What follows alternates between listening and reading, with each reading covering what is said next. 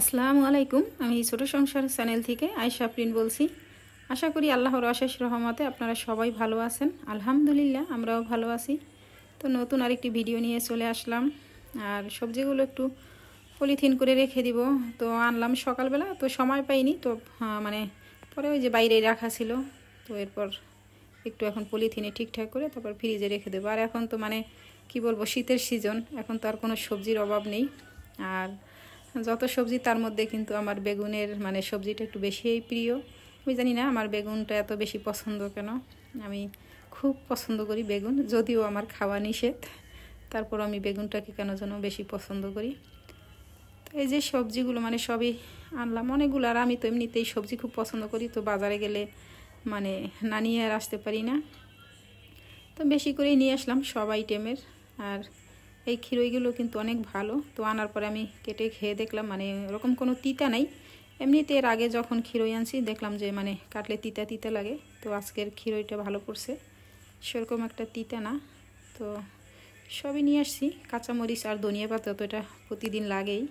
তো আমি বাজার আনলে প্রতিদিন এটার সাথে কাঁচামরিচ আর ধনিয়া পাতা নিয়েই আসি। আর ধনিয়া পাতা তো এমনি তো বেশি দিন সংরক্ষণ করে খাওয়া যায় না, 2 দিন ফ্রিজে রাখার পরেই নষ্ট হয়ে যায়। তো সেই জন্য এরকম অল্প অল্প করেই আনা হয়।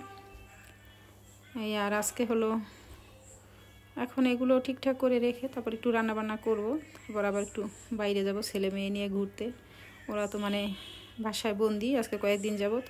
তো ভাবলাম ওদের নিয়ে একটু ঘুরে আসি। তো সেই জন্যই। আর এমনিতেও মাঝে মাঝে তো একটু এখন ফ্রি আছি, তো ভাবলাম একটু বের হই। তো নিজের ব্যস্ততা তো আছেই আসলে। তো ছেলে মেয়ে এখন একদমই ফ্রি, তো ওদের নিয়ে একটু আসলে বের হতে হয়। ওরাও ঘরে বন্দি আর থাকতে চায় না। আবার তো স্কুল শুরু হয়ে গেলে আবার ওদের মতো ওরা শুরু করবে, ওদের জার্নি আবার শুরু হয়ে যাবে। তো সেটা চিন্তা করে বললাম যে ঠিক আছে, তাইলে আমরা বিকেলবেলা একটু ওদের নিয়ে তারপরে ঘুরে আসবো। তো আর এই তো এখন আমি এগুলো একটু ঠিকঠাক করে রেখে তারপর আবার রান্নায় চলে যাব। তো আজকে তো সিমটা মাখা মাখা করে তারপরে রান্না করবে এমনিতে এভাবে। আর আমার কাছে এভাবে সিম রান্না করলে অনেক খেতে ভালো লাগে।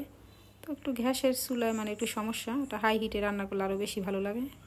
তো অল্প আছে এভাবে করে একটু রান্না করতেছি। কি করব, খুব সকাল সকাল উঠি ঘুম থেকে, তারপরও না রান্না করতে গেলে যে একটা সমস্যায় পড়ে যাই। আর শীতের সিজনে তো এই সমস্যাটা একটু বেশিই হয়, এটা সবার জন্যই, আমরা যারা ঢাকায় আছি এই অবস্থা আর কি। আর এদিকেই তো কয়েকটা আইটেমের একটু ভাজি করব এটা দিয়ে। তো এখানে আলু, তারপরে শালগম আর হলো গাজর।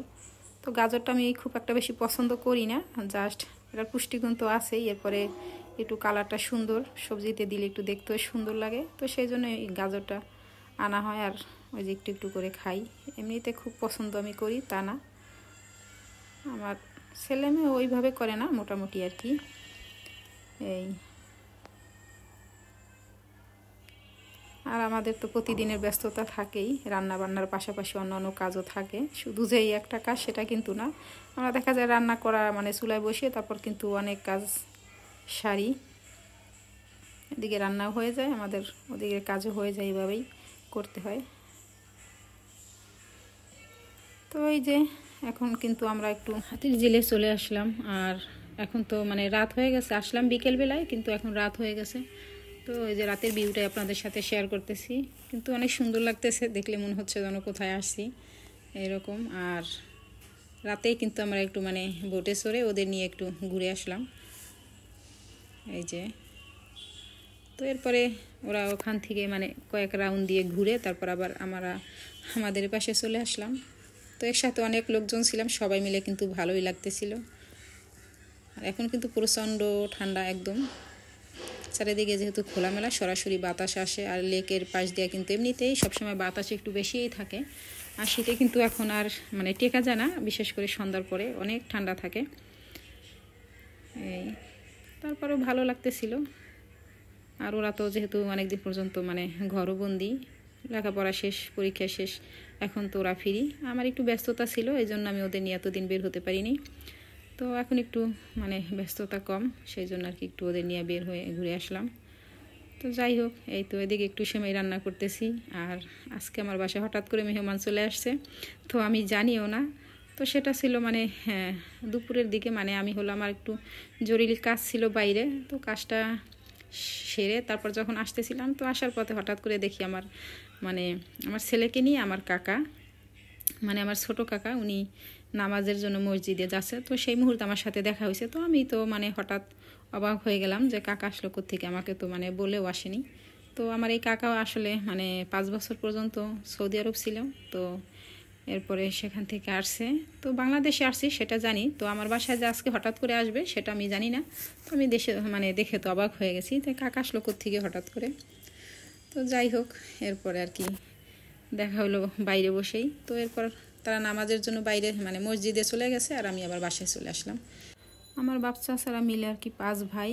তো গত কিছুদিন আগে আমরা আমাদের মানে সেজো কাকাকে হারিয়েছি।